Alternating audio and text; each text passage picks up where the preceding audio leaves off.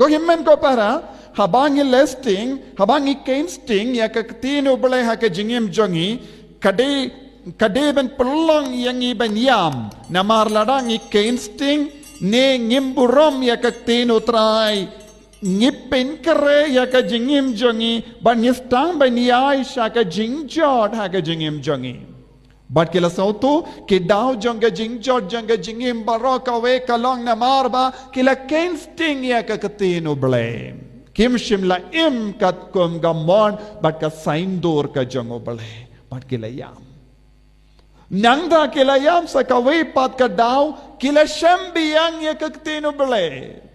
But kidang ngab ya kakatino blay. Kadba kila ngab ya kakatino blay. Kadonur jonggi kadabda ka jingkomen.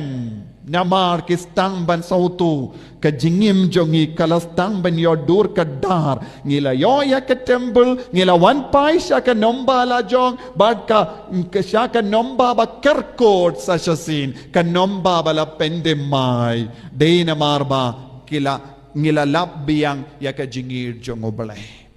nanda unehemia ulaang yaki kopay jong obalay pibaro piyam minda henre ngakwa bapin kemen kakatino balay kan pelong yang iru ban kemen ban syat kemen kum kamaria teisoti habakak tino balay kalawan hakadono janga kalaang kamen siam janga ka syat kemen hautray bad kadono janga ka pindon buram ya utray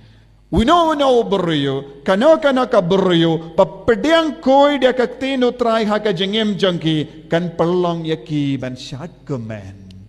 ban kemen hadu kata-kata namar ujisu ulong ka daw jang ka jingkemen ujisu ulong ka daw jang ka bor haka jingem ka jangi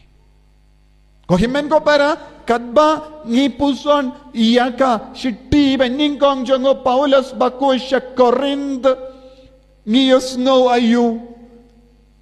u Paulus bako doon ngi baro ngilong ke benda jango Chris mar baro mangi ngiyale iyaka kam kerpang ban pinurlong ban penjanay ya ka medba mayan jango Chris